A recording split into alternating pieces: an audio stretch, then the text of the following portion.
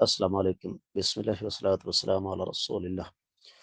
سوال آ گیا جی، لوگ ایک حدیث بیان کرتے ہیں کہ میری امت شرک کبھی نہیں کرے گی، جبکہ قرآن کہتا ہے کہ شرک بہت بڑا گناہ ہے، تو کیا یہ دونوں میں تضاد ہے؟ میرے عزیز، نبی علیہ السلام نے کہیں بھی یہ نہیں فرمایا کہ میری امت شرک کبھی بھی نہیں کرے گی۔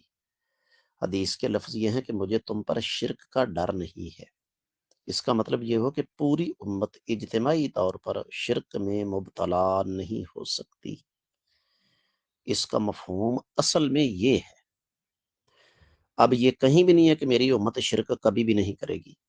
اگر کوئی کہتا ہے کہ نبی علیہ الصلوۃ والسلام نے یہ بات بیان فرمائی ہے، الفاظ دہرا رہا ہوں تیسری بار، کہ میری امت شرک کبھی بھی نہیں کرے گی، تو یہ دلیل اس آدمی کے ذمے ہے اور وہ کسی کے پاس بھی نہیں ہے۔ امید ہے کہ آپ کو سمجھ آ گئی ہوگی۔ واللہ تعالی اعلم۔